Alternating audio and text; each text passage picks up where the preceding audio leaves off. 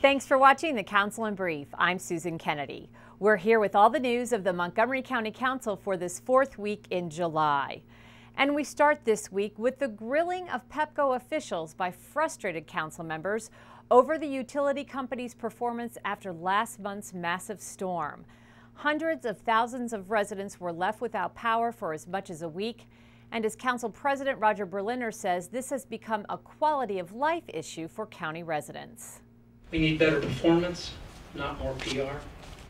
Council members were visibly frustrated with Pepco officials as they appeared to answer questions about the outages from the derecho storms that caused monumental power outages throughout the region. Council President Berliner told Pepco President Tom Graham, Doug Nazarian of the Maryland Public Service Commission, and others on the panel that the way Pepco does business is simply unacceptable. And we need to realize we have an antiquated utility system that does not come close to meeting the need for highly reliable, clean, and efficient power in the 21st century. The council hearing room was packed with angry residents carrying homemade signs criticizing Pepco, but Pepco officials defended their company's response to the storm. Is it possible to restore service to 483,000 customers in under a week? No utility that I'm aware of can recover that quickly from a catastrophic event of that magnitude. In 2010, the Maryland Public Service Commission fined Pepco $1 million for failures that led to massive outages after late winter snowstorms. And just this week, the commission rejected $50 million of the $68 million increase requested by the company because of its substandard performance.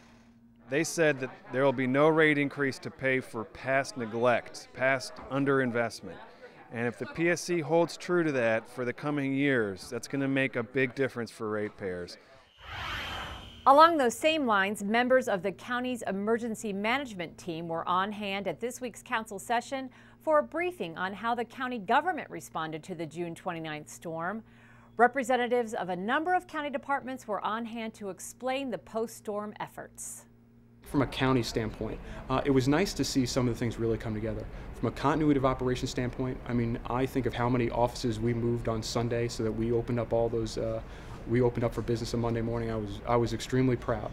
In fact, we moved entire businesses. We moved a jail, we moved 311, we moved permitting services, we moved parts of finance, we moved in parts of entire departments, and that was sort of great to see.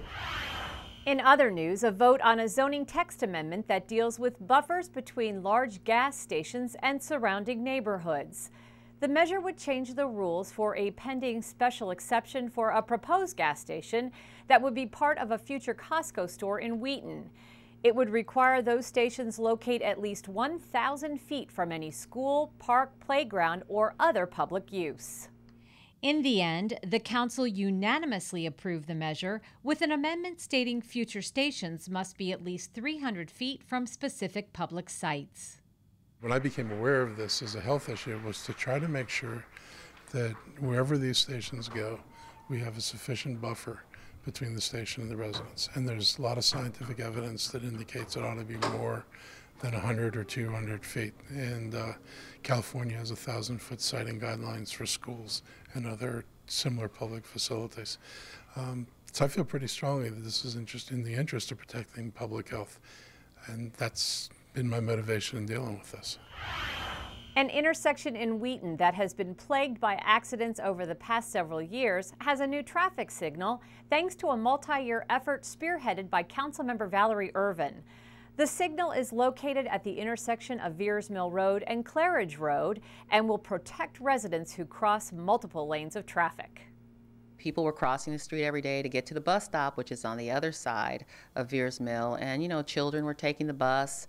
Very scary intersection. Cars were traveling 60, 70 miles an hour on Veers Mill Road. And so we set about taking care of that community. Well, that does it for this edition of the Council in Brief. For County Cable Montgomery, I'm Susan Kennedy. Thanks for watching.